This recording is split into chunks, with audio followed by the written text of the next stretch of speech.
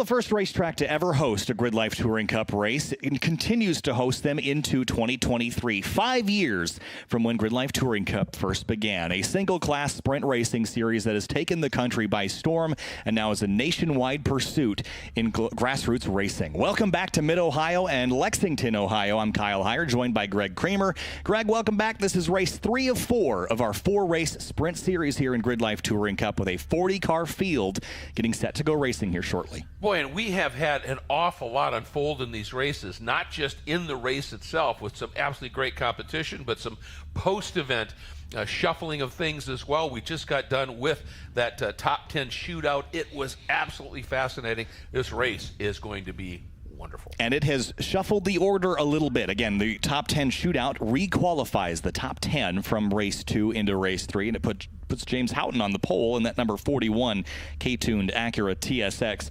And it is the first time this season that a Corvette has not been on pole. But, of course, GRIDLIFE's coverage is powered by Hyundai N. Hyundai N, never just drive. And Falcon, the official tire of GRIDLIFE Track Battle. And as cars begin to roll onto pit lane here, Greg, and we get set to go racing, I want to cover something else. That GRIDLIFE Touring Cup is not a spec tire series. There is about 5 or 6 different tires you can select. Last week at Road America, we had 3 different tires win.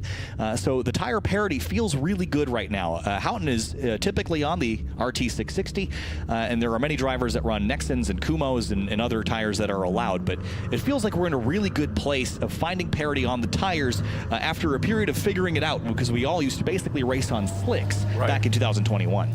Well, and the interesting thing with that is obviously you've got all of these tire options, and you know, for some it's a driver just feels either a tire suits his or her driving style a little bit better, or it suits the setup on the car, just the way that particular geometry on the car works. This tire really seems to be the one that you can extract more out of, and so that's what you're going to go with. Obviously, the nice thing is they are still all, however, a street-based tire, so you're not out there spending big money for super trick racing slicks anymore.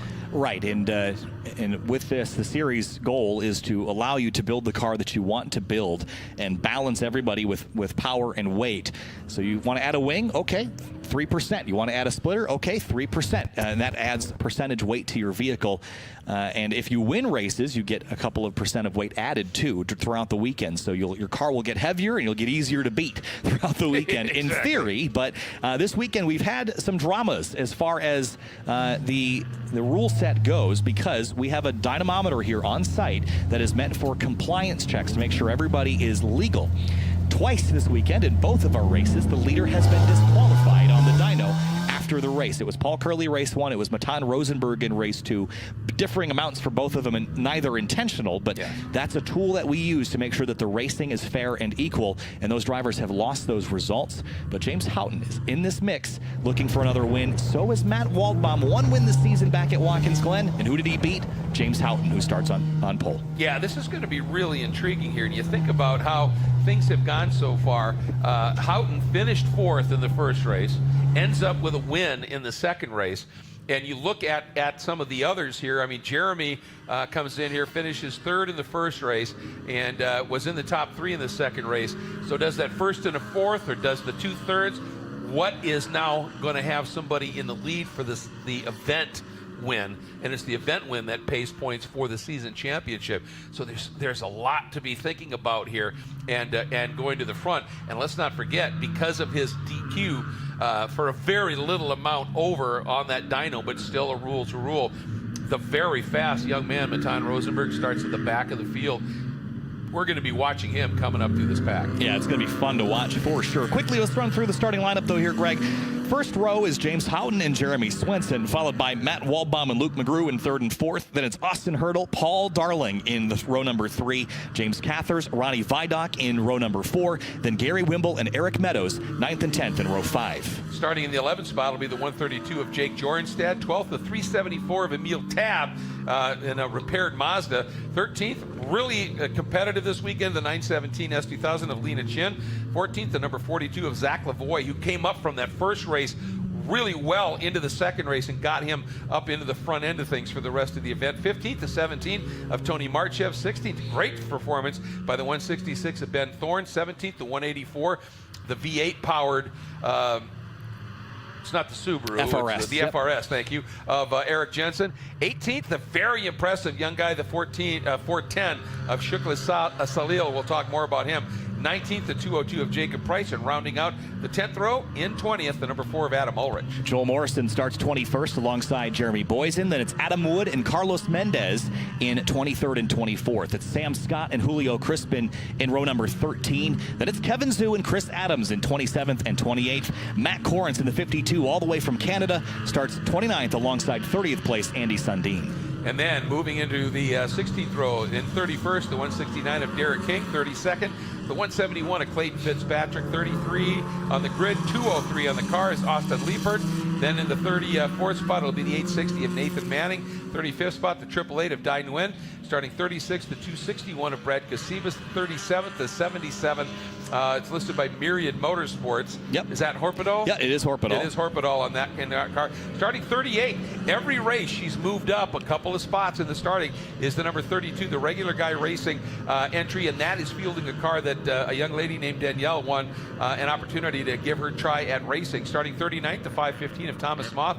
Starting 40th, the 541 of Seth Gale, and starting in 41st, the guy who finished first on the track in the race just a little while ago, 19-year-old now, Matan Rosenberg in the number 484 Corvette. You see him right there at the back of the field, and he's going to be hungry. Long road up for him. By the way, Zach Lavoie blew up an engine last week at Road America, and Andy Smedegard, who operates that car, puts it together for him.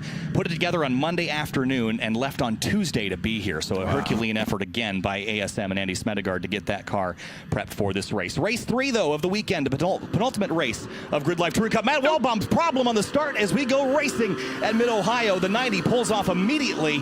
Great quick thinking to pull off out of the way. That was a scary one, Greg. That was a huge judgment move by Matt Wallbaum. Played it perfectly. Look at this.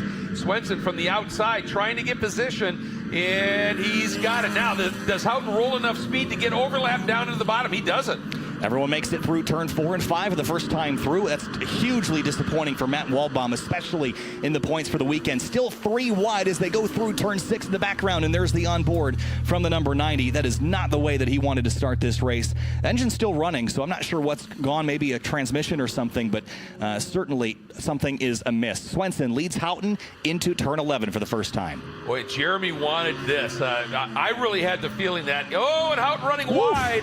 That was really close. Coming up through 11, he's pushing for everything he's worth. Whoa, Somebody man. else at 2x2 up through there. This is crazy. It's a wild start. Race 3 tends to be a wild one. Paul Darling side by side with Hurdle as they come across the line for the first time. That will promote Darling into 5th if he can hang on to it. 4th place make that as they head into turn 1 side by side. Vidoc has a great view of it from the 99. Well, Darling has figured out how to get that BMW to turn, as you said now, up into that 4th spot. But here comes Vidoc as well, pops to the outside. So there is still 2 abreast as we head up into the keyhole. Ronnie Vidoc along the outside of Hurdle to the inside. That's Cathers, new to GLTC, his 2nd event, and he is absolutely doing a fantastic job here this weekend. Carlos Mendez was alongside somebody into the keyhole, and now the run down the back straightaway. This is where Darling's car is putting some gap on Austin Hurdle, but he has got a hungry field behind him, including Cathers and Wimble in that number 1. Oh, Matt Corrins. Trouble for the 52. He is driver's left entering turn 11, and that will probably draw a full course yellow, Greg. The quicker we get that out, also, the quicker we can restart this race. We also have an opportunity to get Matt out from the back straight.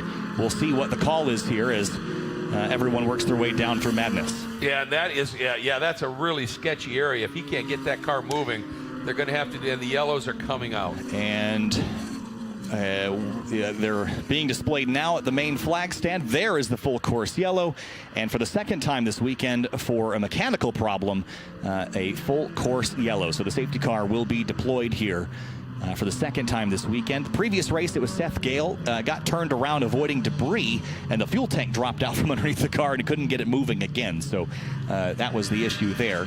But Matt Corrins stuck on driver's left, entering turn 11, and this will bunch everybody back up, Greg. And the difference between the starts and restarts here, we start on the back straight, we restart right here on the front straight. That kind of changes the dynamic of the restart, certainly. Yeah, and it's going to be really, really critical here because, as I said, I really thought that had Houghton been able to get on the jump at the start, he would have eased away. He's just been really strong. He looked really good in that single car qualifying session. So Swenson doing exactly what he needed to do here, and move up just a little bit, get in front of him, and now can control him just a little bit.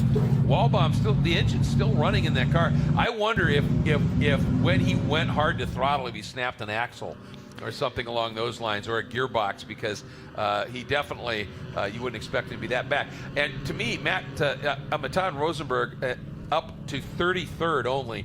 This caution, if he'd been up into the top 20, if this caution had come 2 laps later, there would have been a huge break for him. Yeah, so hopefully we can get going pretty quick here. I imagine Mac is the primary concern there, and yes, Matt should be able to get attended to pretty quick as well.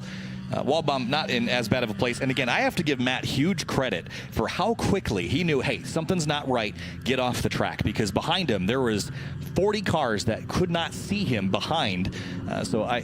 Great credit to Matt Walbaum for the quick thinking there to get off track as far as he could, as he sits trackside now waiting for assistance. It's a frustrating feeling, but better than having 40 cars up in your bumper before you can even think. Yeah, I mean, you had barely finished saying the green's out, and yeah, Matt had moved.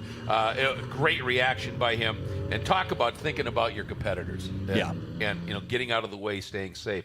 So they have the flat tow, they call it, tow vehicle hooked up to Matt Corrance, and this is over in the approach. This is the exit of Thunder Valley up into 11, so this is a short tow. Matt, they ought to be able to just give him a tow and tuck him. Yep. And so hopefully we'll be able to get back to it. Yep, and field works their way down through turn 6 and 7. So in theory, not this time, but maybe the next time, we might be able to get that green, provided that they get a safety truck over to the 90 before we restart this race. And as I said earlier, the 12 to 15 minute window that we operate in is a little flexible here and there, Greg. However, we've been kind of chasing delays all afternoon, so I don't know that we're going to get a lot of extra time, if any. We did end race 2 under yellow. The hope is that we get some more racing here in race number 3.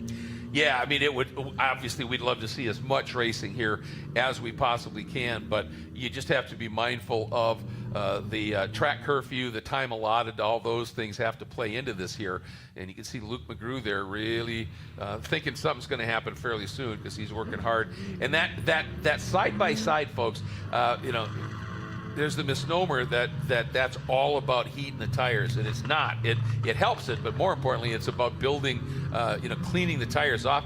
Am I seeing what you're seeing? Well, I see the lights out on the pace car. It is going to follow Matt Corrance into pit lane. The main flagger has gotten rid of the double yellows. We are coming to a restart, waiting for that green flag to fly. And once the green waves, we are racing again, back underway at Mid-Ohio. 9 minutes to go in GLTC race number 3. Jake Jornstad, a big run on Gary Wimble into turn 1. He is wasting no time getting going as the rest of the field storms towards turn 1. Yeah, that'll give Jornstad 8th if he makes that pass stick, and he sure had position, so he's done it. Oh, Ronnie Vidoc off wide at 1. Man, he was all in the mail through that first corner. Yeah, he was. Well, that's front drive, right? Yes. Just squeeze, point it where you want to go, squeeze the throttle. And, folks, you may have thought, boy, it looked like Houghton got caught napping at the start. Well, there's no way he was going to really be able to make a move against that big thundering Corvette down into turn 1. So I think it was a smart move. He laid back a little bit to use momentum, be able to really flow speed. But Swenson has dialed that car up. And looks like Hurdle here has an opportunity. He was closing quickly on the back of Darling. Yeah, Hurdle, big lunge here on Paul Darling into turn 4. Darling leaves plenty of space here, but now the track goes back left. This will give the advantage to the 55. If he can slow speed through here and keep it, he'll keep that spot for now. But I think Hurdle kept the overlap, and yes, into turn 6, still side by side. And again, Darling runs nice and wide, gives him plenty of room. Now reclaims that spot. But now Hurdle gets that little bit of overlap again. He's going to be in really good position here for 9. Yeah, and Paul leaving a lot of space there, maybe to even his detriment, but that is what GLTC is all about. If the track is 2 lanes wide, you take left, I'll take right. We get through their side-by-side formation flying. It is a team sport here in GRIDLIFE Touring Cup. Yeah, non-contact sport. I love how you put that here. And Cather's doing another really, really stout job all over the back right now of Darling as they come through 11. I see that bump right in the middle of the 12 to 13 transition. You have to wait for the car to settle to get back on power.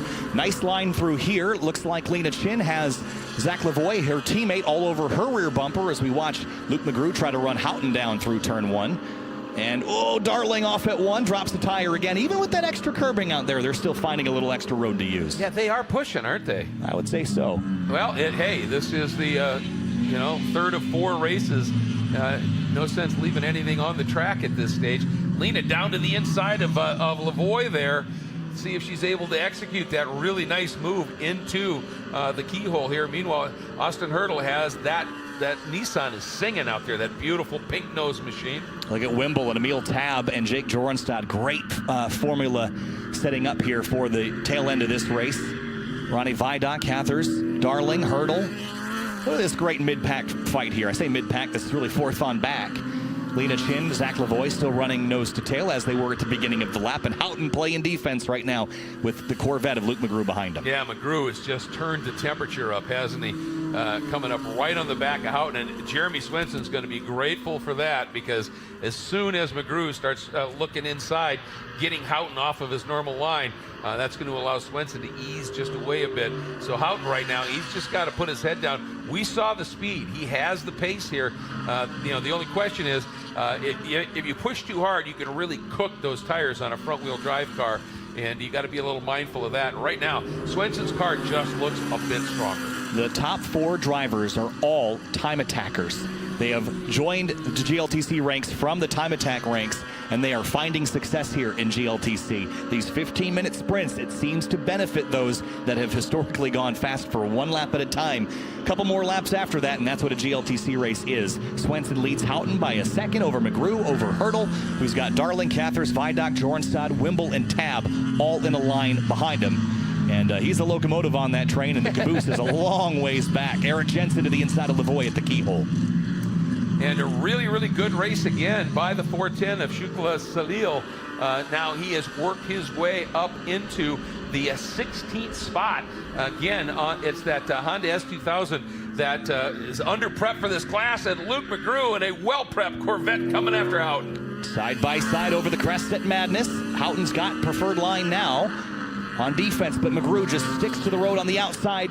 Big slide there, and he's not able to complete the pass, but it was a distraction long enough to let Swenson pull a bigger gap. Yep, and you can see McGrew got out way wide, and Houghton sort of straight-lined a little bit to the apex as a result to make sure that gap evaporated before Luke could get more overlap here. But that's what I was talking about. Whenever he does that, Swenson's looking in his mirrors, and the grin in his helmet's getting way bigger. Yeah, it's Swenson is leading the championship by a big margin, and with the finishes he's had, the averages that he's gotten this weekend, it'll be hard for him to lose this weekend unless race 4 goes catastrophically wrong. But behind him, this battle for 4th was Austin Hurdle and others in the mix. Paul Darling, James Cathers, Ronnie Vidocq. This has been a thrilling fight.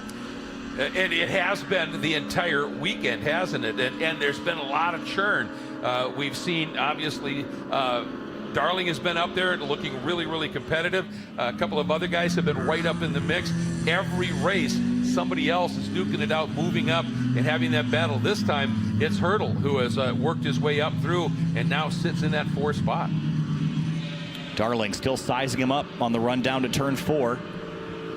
And I see a white flag waving, Greg, so it is the final lap of this race as they sweep on through and down into the backside of the track. Jeremy Swenson leads the way, and here comes McGrew again on Houghton into turn 5. Well, at this stage, obviously they have both at this point said, yeah, there's no way that we're going to, unless there's a big mistake out of Jeremy, which doesn't happen very often. They're now battling for that final spot on the podium. And of course, the guys behind them are hoping that they battle so hard they slow themselves up big time that Hurdle and Darling and Cathers can get into the mix here. So we'll have to see just how that plays out. But watch here for Luke McGrew. He knows this is the last opportunity.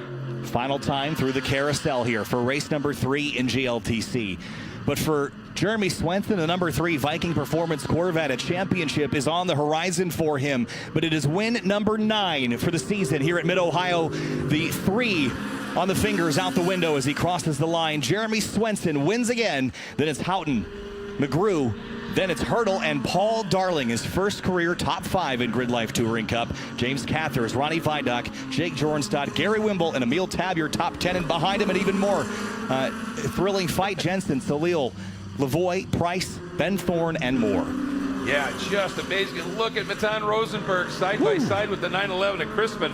He can only get up to the 24th spot. That tells you how fierce the competition is in this category for a race winner to be able to fight through this pack, and gave it everything he could. And for Swenson, a win in 2/3. Those are pretty good numbers for an event title, and that could be huge, because if he wins it, right? Yeah, I mean, he's done. He's champ. That's it. Yeah. That would solidify it mathematically for him. And there is Matt Waldbaum, who has just been spectating trackside for a little while, and hanging up the steering wheel there on the roll bar. And that is a frustrating situation for Matt. Especially so because, Greg, the interesting part of race 4 is that we do a random invert of the top third of the field, and Matt might have been able to take advantage of that, but no longer, as there's a car off at turn 6, and I didn't get a great look at who it was. It was red, but I didn't catch anything. Oh, it might be Nathan Manning in that A86 or the Corolla. I think it's the Corolla, maybe. Yep, you're right. It is. So it is Nathan Manning. Did a good job pulling off. I think he just went straight. Might have had a mechanical. But we were able to keep the race green to the end. So that random invert number, sometimes I get texted it, sometimes I don't know it yet, and today I don't know it. So we're going to find out later what that invert is. It could be as far back as someone like Lena Chin or Eric Jensen, but typically it's somewhere between 7 and 12. It is a random number selection, but we will find out later what that invert will be. And that always makes the races, the 4th race, so exciting, because basically you just invert, and it makes it so fun. Matan Rosenberg able to take advantage of that in race 4 at Road America. Here you see it, the top 10 right now. I want to quickly give another shout out to Matt Walt. Well, not just because of the move he made to get out of the way, but he could have sat there in that car and said, "I want out, come and get me." And then they have to put a yellow out because they're going to roll a vehicle. And I'm sure the team said, "You okay sitting there?" And I'll bet you Matt said, "Hey, I don't want to mess this race up. Let him go." Yep, and we do have a regulation around that. If your car is not actively on fire, you're supposed to remain in it for safety reasons. And Matt did everything by the book there, and you have to give him so much credit for keeping the race green. And the yellow that came out wasn't for Matt. It was for Mac parked over there. And Matt did such a good job pulling off. They just left him there because they figured, why hold up the yellow for a couple more laps when he's already done the good work of pulling off course. So there's a look at the rest of your results. Nathan Manning, a disappointing result, but I have to say, Greg, the racing has been really good from about 4th to 15th, and we do have one more left to do. I know, and with the inversion, oh boy, that I think this is going to be just fascinating. Regardless of what the number of the inversion is, it always is entertaining, and we've seen some incredibly good racing. And you think about it now, we've had 3 different winners, even counting the DQs. So who knows? Houghton still is in with a shot at this. Jeremy's going to pick up some rewards weight. Houghton will a little bit too. So who knows? We could see Paul Darling the way he's running. It's a positive hurdle. Yeah, and the 3 still has to pass that dyno test also. Whoa, so boy. All I'm saying is that we've had 2 Corvettes on it so far this weekend, and they've had problems on it. So jury's out. So you're not saying. You're just saying. I'm just saying. That's going to do it for us for now for GRIDLIFE Touring Cup race number 3. Up next is going to be some drift, and I'll be joined by Derek King here in a few minutes for some drift coverage before we head back to the track battle podium sprint and finish off our broadcast with the 4th and final race for GRIDLIFE Touring Cup. We'll be back after this. Born on the track, bred on the mountains, raised on the podium, ready for anything and everything. Learn more about our entire line at falcontire.com.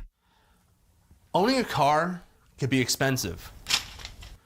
It can also be confusing. What?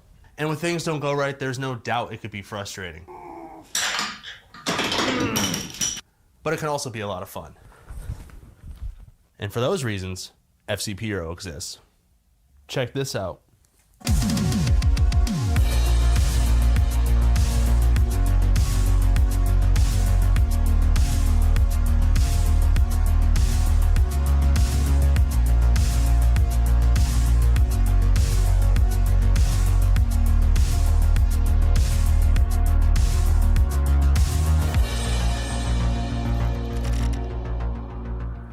Do you and your car a favor and head over to fcpuro.com to learn more.